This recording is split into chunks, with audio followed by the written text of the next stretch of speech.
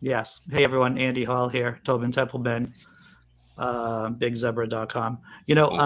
I was just talking about, and I'm just gonna do some vague talk right now. Is that my ability to predict the future? Which I mean, if you've been following the channel, or if you've been following my work on Pathos, I thought that I predicted that Trump was going to win in 2016. I actually did dropped a map, an electoral college map, just to confirm, just to let everyone know. It's like, yes, this I've been saying this for months, and the day of the election. So I predicted Trump winning in 2016. My work during the interim between the November election in 2020 up until January 6th, basically calling it out practically every day about how much trouble we're in, culminating, of course, to the insurrection, a bunch of other issues too, everyone. And so, but my ability to say this is going to happen and my inability to do anything about it just amazes me at times. And that's all I'm going to say. I just got some news, and I'll talk more about this in mid-April when I can, because I don't want to get myself into trouble. So yeah, so that's me. That's my Even us Monday. on a cliffhanger. This is me, Monday part 4. That's what this is, Monday part 4, everyone. Yes. Oh, wow. Yeah. So that's me dumping all kinds of crap. And actually, because I've been so busy lately, I was thinking, wow, I have to reconfigure how I spend my time when my birthday comes up. I'd like to try to reassess what I'm doing around my birthday. And it's like, maybe I don't really need to do that. Maybe I just need to keep on keeping on. So that's me. I'm sorry. I just had to unload. Yes, you did that. Something you said in the starting story of today's show reminded me of a phenomenon with that press secretary Kylie. and not wanting immigration, but Yeah. wanting people to have more babies. And it reminded me the first time I heard Catholics aren't real Christians, because there are plenty of Catholic immigrants potentially.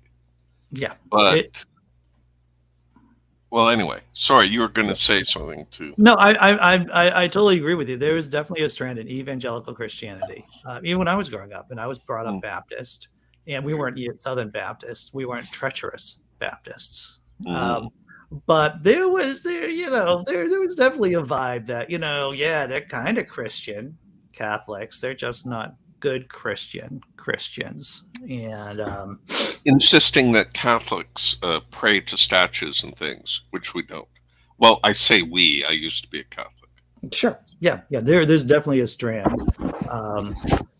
Andy, do you think about talking about the French election sometime? I should, Cindy Plaza. I should talk about that, because the shuffle step towards the right. I think we've talked about that before, but yeah. I'll make a note of it, and I'll see what I can do on it, Cindy. Thanks for asking. So yeah.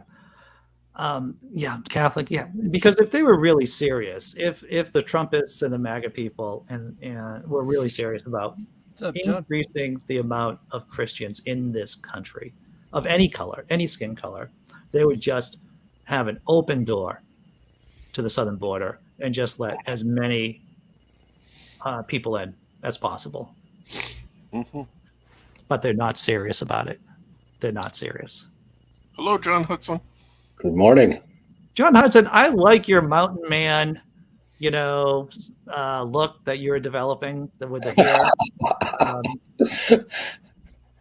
Job well done, sir. But he's wearing Bermuda shorts or capri pants. That's why he never stands up. I'm not wearing any pants. Then please don't stand up. Okay, they're yoga pants. I'm just giving you hell. No, yoga pants. How about that? Wow. And Crocs. And Crocs. Good for you. Just been actually applied for a couple jobs and thinking we got things handled here towards not a 40, 60 hour week. I think I need to get out and make some money. So is it, because I don't think you really need them. I mean, from what I've heard, you don't need the money. Is it just the fact that you need to take up your time? You just need something to spend your time with? Yeah, I love the hell out of the grandkids too, but as a full-time job, and the ex has been out here and she's loving them, and we haven't fought. I think it might be time that I either Is do that or go prospecting or something. is the X still out there, Yeah, John? Oh wow. she's been. So this is, and this is not, this is something that I've experienced. This is classic male behavior. The Someone's there, someone's in the house. There are children. Maybe I should go out and get some work. And not only, and I just want to say this, right? And not only is it, I need to get stuff done. It's like I can't even say working outside of the house, like in the yard or on the property, is good enough. I need to be out. I need to be that farther away. Oh, I can completely see your point, John Hudson. We haven't had any bad words, or I've only told her a couple times to shut the fuck up. Yeah, I think that if we were going to graph this out, if we were going to graph out the data points, it'd be like there'd be a clear relationship. Maybe not to one-to-one, not a one-to-one relationship, but a relationship between the desire to go outside and work at a job, and having certain people around. That's what I think. The thing I'm finding is people want me more in like a superintendent position and stuff, and I think I really want to go back and swing a hammer. I got to tell you, what's up, Ian Davenport? My aunt, she was an executive at an insurance company. And when she retired, she started to work as basically a secretary or at an insurance agency, at a local one in town. And she did not tell her employer about her experience, because if she told her employer that she was so experienced, he would just want her to do more things and to do things she did not want to do. So I think maybe a trick is not to tell people how experienced you are, John Hudson. Right. Well, I'm still climbing trees. I was riding a skateboard yesterday. I'm in pretty good health for as messed up as I am. Good for you. Good for you. But it seems like the more activity, the physical activity. Yesterday I planted 6 trees, and this getting down into the caliche is a hard dig. Yeah. I have some thoughts. I think like one of the worst things you could do to your body really is like being stagnant. Like to keep moving is like what makes things continue to like fix themselves and stuff, heal, and I don't know. I'm heard you. Y'all think you're right. Like Tony Hawk is still out there riding a skateboard. I mean, he walks with a cane though too. Yeah. Well, there's neurological benefits too of working outside of the house. Interacting with people. There's that whole social element that helps you keep like mentally sharp. Well, I've become pretty antisocial with people, and I don't like that. I have words with people at a gas station. I can't go into any bar. Oh yeah, well, drinking may not be a wise course of action. Yeah. I know that I have lowered the rate of my drinking. Just because I discovered, and this is my maybe this is Andy just being testimonial, Andy, today. I've discovered that I've gotten weepy maybe not the last, but out of the last 5 times I've gone drinking. At least 2 of those times I've gotten sad. And I'm not drinking to be sad, everyone. That's not me. Right. I am specifically there to be a happy person. I like being happy. I know that sounds crazy, right? But it's like, It is preferable. It is preferable, right? It's weird how you get older and the alcohol affects you. You Well, know? one of the things they don't tell you, right, as you get older, is that how drugs affect your body differently. Yeah. You know, prescription medication, over-the-counter medication, you know, alcohol, pot. You know, your body changes your brain changes over time, and how you react to those things. So you get, at least for me, I've gotten much more sensitive Right. to those things. Yeah. I You would just agree with. reminded me of something. Yeah. D sent that shared that Ben Gay and the group of Oh yeah, guys. Oh my goodness! Like overusing the ointment. rubbed the whole thing on his junk. Yeah. Yeah. And Yeah, then didn't tell the doctor when he was in emergency room what the hell was going on. Oh, wow. you know, if you're okay, so there have been times I've seen my regular doctor during physicals that I've been somewhat, I reticent to telling them about all the stupid shit I've been doing. I'll admit it. I'll admit it. However, if I'm at the ER for something, then I am completely straightforward about I'm hitting the panic button, the red button. I'm not panicking, but I've hit the red button, and I will download everything about that I feel is relevant. Yeah, yeah. So this guy just rubbed a whole tube Thing of icy hot. of icy hot, dude. Yeah. You know, I had this comedy bit about I was cooking chili one time, and you know, oh, should I do a trigger warning for people about when I talk about touching my junk? You know, so I was doing. Yeah. So basically, you know, I thought I'd wash my hands properly, but I didn't, and it turns out the skin is very thin in certain areas of your body, and that you shouldn't be doing what I did. I just condensed like a 5-minute bit maybe to like 30 seconds. But yeah. I get even the green chilies. I grow a lot of them, and when I peel them, you got to wash your hands really good. Wow. Not just a light, you know. Yeah.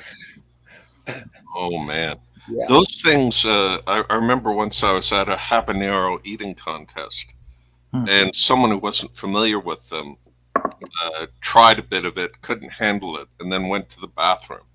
Oh. And he touched his favorite body part, of course, with habanero hands that had just handled habaneros, and he was extremely uncomfortable for some time. That's what we call in the psychology business one trial learning. when you roast the green chilies, they pop too, and I've had a seed hit me in the eye. Oh, dude, that's still nicer than touching your pee-pee after. You know? Yeah. Wow. Dude, I even had a time that I worked for Chewy's, and one of the positions I held was a dishwasher, and I would take hot water and spray stuff off out of a hose. And they brought in one of these pots after just making the hatch chilies that came in for the season. It was my first time ever cleaning one of these pots, and I just like started spraying really hard down in the bottom of this pot, and like the mist coming off of that pot like got in my face and like pretty much stopped me from doing what I was doing. And I was like, okay, wait a minute, I need to think about this one here. Well, another example of one trial learning for me, something similar, is and as soon as I start telling the story, those of you who've done yard work before will know exactly what I'm saying. I had the spreader, the mechanical spreader for like fertilizer. You know, I was putting down some fertilizer on the lawn. I had the bag, the heavy bag, and I was pouring it into the feeder, into the spreader. And you know, it's coming down, and all the dust is coming up. But I had not shut my mouth. My mouth was agape like an idiot. And so if I get cancer, it's going to be of the mouth. That will probably be because of my stupidity. It might have been pesticides, to tell you the truth. I'm not absolutely sure, because we had a lot of ants. We had a lot of, That's so how Sigmund Freud went. He got cancer of the jaw. he did have cancer of the jaw. You're right. Sigmund Freud. And he posted a review on Yelp about cancer, and he didn't recommend it. No, he did actually, before he went knee deep into psychoanalysis, he was, a medical doctor, and he was doing experiments with cocaine. I did not know that. Yeah. Were the experiments successful? I don't see how they could not be successful, my friend. Can't guess. I spent the late 70s and 80s doing the same thing. You were doing experiments. I like the news about micro dosing, helping people with severe things like depression, and you take a microdose of some mushroom derivative or something. Psilocybin, yeah. It's, I mean, I hope it's true. I hope it works out. Well, they've been testing this for 15 years or better now. Yeah. It was in small clinical, but they found it works for PTSDs, all kinds of different things. And the mushrooms. The problem I found with microdosing is, once you've macrodosed, it's kind of hard to go back. Right. But all of my psilocybin adventures, I've come out on the backside of it feeling like a wiser person. Yeah. I'm just, It is an interesting experience. Those are easier to like the mushrooms I find that are much easier on the body than other LSD hallucinogens or whatever. Yeah. I kind of feel like my body went, just got hit in a train or something like that whenever I take some other stuff. But mushrooms, it seems like it's much more relaxed. I'll put it that way. Jordan Peterson, Professor Peterson, Jordan Peterson, he was a big advocate of taking hallucinogens, and I remember him saying in one of his talks, it's like, if you take hallucinogens, then you're going to get a 1 standard deviation improvement on your creativity. And I'm like, that's very tempting, sir, but that's a lot. That also, is. How do you measure that, though? I mean, thank you. I've got. Thank you, Big Zebra. And this is, by the way, the most important thing you can have as a skeptic is to have this passive bullshit detector, right? It's like, how do you measure that? That is so much. Yeah, but you can, this the clip that I showed. In the first show, it's like, well, maybe he's been taking a little too many of the something. Maybe. What drug did Peterson get addicted to that he had to go to Russia to treat? I can't even remember. I think he was on prescription painkillers, and then he made. Yeah. And then he made, and this is why it's so important to be skeptical, right? During the good times, so when the bad times come, you actually have a toolbox. A skeptical toolbox to be able to look at information, because he just made one bad decision after another bad decision after another bad decision, and they were just compounding on top of each other. And now the man's brain is fried, Lucky to be alive. Lucky to be alive. Yeah. Lordy. Indeed. Lordy. Yeah, I say Lordy, but I don't believe in him. Believe in the Lord? No, I'm afraid not. No, that's I good. I believe in the lard when I'm cooking Mexican food. The lard. Wow. Yeah. Oh man, if you're gonna make the masa, you got to use lard. There's no substitute. Interesting. I'm telling you, it's fact. John Hudson, you and I were both, if we were going to do a bell curve of where we are in our physical bodies, you would be at one end and I'd be at the other end. You'd be in the positive end and I'd be in the bad end. You're talking about riding a skateboard. I remember, because I have the neuromuscular issue, I remember how long and hard it took me to learn how to ride a bike. Like that was a hard lift for me. And then I remember looking at a skateboard, trying it a bunch of times, and then me just going, I don't think it's worth it.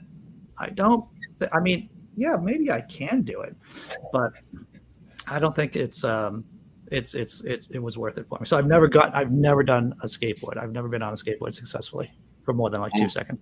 Well, just a couple of weeks ago, we had tornadoes come through here. We didn't get tornadoes, but we had some high winds and busted up some trees.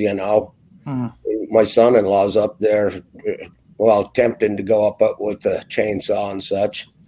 I let him cut one of them, and I'm like, "Nah, you get the fuck down there on the ground. I'm going up in the air." I'm like, "You're scaring me." Yeah. Hey, can I tell you about something I did so I can talk about myself, my favorite subject? Please do. Yes, okay.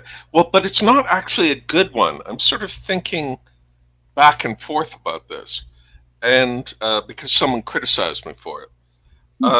I kind of, when I see Will Smith getting into trouble, I see celebrities, famous people, a bit uncharitably. I sort of see them almost like cartoon characters. Yeah. So a show that I sometimes watch about Hollywood news did a bit about how Bruce Willis is retiring from acting because he has aphasia, and they went on to explain what aphasia is: a difficulty with the language center of the brain. You might not be able to understand speech, or you might not be able to speak very well. And they went on and on about it. And I put in chat, this is sort of in air quotes part of it, the giving a shit about Bruce Willis portion of my brain atrophied many years ago. Well, that might have been a little and it's funny, but it might be too much. Yeah, I think that might have been once again, it's all right. Let me. And hasn't he been treating people badly for years? That's what it's difficult to remind ourselves that people are not caricatures, right? That we're all three-dimensional. That we have depth and there's subtlety. I mean, we make jokes all the time. Yes. Me, you, everyone about certain types of people. Sure. Well, can I tell you? Oh, sorry. Keep going. And it's important to remind ourselves that these are three-dimensional people, and that and that Bruce Willis, to my knowledge, I haven't heard or thought of anything that horrible he has done. Off the top of my head, he doesn't strike me as a Kirk Cameron type or a Kevin Sorbo type. No, it's more of a Kevin. If you remember the Kevin Smith issues that came up, where he sort of deliberately, Kevin Smith did a whole act about how Bruce Willis was a jerk. No, but having said that, my attitude in general is that politicians or Bruce Willis or anybody doesn't spend time worrying about me. So I don't think I should be overly worried about their feelings. But so I got criticized and responded to it. Yeah. And someone said about my joke about not giving a shit about Bruce Willis. Someone wrote, "That's a near sociopathic level of empathy right there. Do better." And I responded with, "I'm trying to do better, but going full sociopath seems unattainable." And that's funny, Jim. Yes, but should I have done it? Is it okay for me to derive fun this way? Well, I mean, Schadenfreude, taking the pleasure in the pain of others. I mean, did I though? Did I take I don't think. Well, for me, it sounds like it was. I mean, in terms of throwaway jokes, like they're just jokes that we just make and we just throw. And these are throwaway jokes. Once again, as I've said on many different occasions, on many different shows, is that when it comes down to, I don't make fun of the damned. I think that's one of my cardinal rules, personally speaking. I don't make fun of the damned. The dead. I don't make fun of for me, I wish to comfort the afflicted and afflict the Oh, comfortable. okay. That's my basic motto. And I think basically when you're doing comedy, whether it's making a comment or you're on stage or if you're making a video, it's important to remember that, especially in this day and age, that there are definite rules. And So maybe I violated what should have been an internal rule.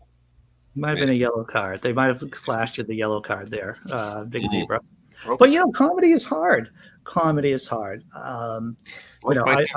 Especially these days. I mean, it's you can't. There's so many taboos. Yeah, and it's important. If you're going to do comedy, and the thing is, right? Everyone thinks there's a similarity between how people think that they're experts. Everyone thinks that they're an expert in comedy, just like everyone thinks that they're an expert on the science of consciousness, because everyone, experiences consciousness. So everyone has this naive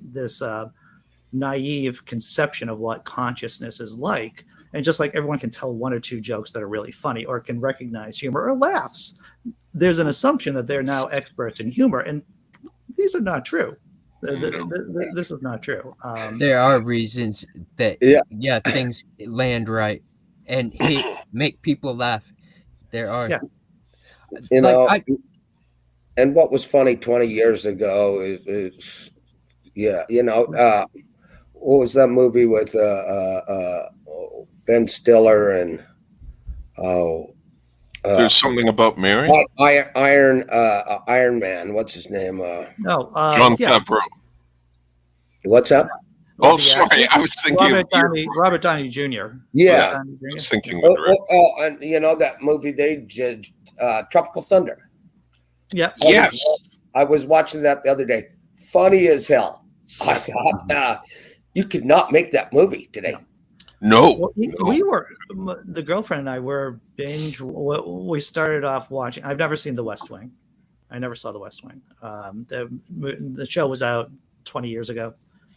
And so she convinced me that we're going to sit down and watch, because I've subjected her to 15 seasons of It's Always Sunny in Philadelphia. That's a great show. That is the best show ever, by the way. Underrated show. It's a genius show. But just watching the first 2 episodes, we're only 3 episodes in, and it's like there's been a couple of like jokes that it's like, yeah, you couldn't do those jokes right now, and it's for the better, to tell you the truth. But yeah. But comedy, it's tough. Yeah, and it just keeps getting narrower. Where in Mel Brooks' time, you can make fun of anybody. Anybody. That's another movie that you couldn't do now. Blazing Saddles. Yeah. Oh, hell no. But there are certain types of comedy and certain comedians do this, like Jerry Seinfeld. He was talking, I think, with David Spade, and I've told this joke before. He was talking about a parrot that was flying around and slammed into a mirror. And Seinfeld goes, "What I'm surprised at is that he didn't see the other parrot coming." Stupid jokes like that. I mean, so there's definitely different categories of comedy. There's just the lighting my own farts on stage kind of comedy, and there's social commentary. Social commentary is much more difficult to do than lighting my own farts on stage. I could do the fart part. That's about it. Oh, they are. The rest of it, outsource it and have someone else light my farts on stage. Sorry, that was a showstopper right there. Really. That did not go well. But you're trying, Big Zebra. You're trying. Yeah, I know. Someone told me I got to go on stage, maybe open mic night with my hemorrhoidal cream story. Pain relief story.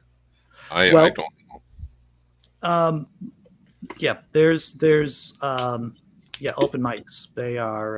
They can be pretty brutal for a variety. Oh, I've been to them. I mean, I've never done, as I said, I've never done stand up, not even open mic night. But maybe I should, just for the experience. If you're going to sit through an open mic, you might as well perform, because if you're going to go through all that suffering, you might as well say something about it. And the people who get drunk before they get up on stage because they've got nerves. Well, the thing is, right, if you're a comedian and you're on an open mic, then you could be waiting for hours before your 5 minutes, and what are you going to do at a bar listening to crappy other comedians than just drink?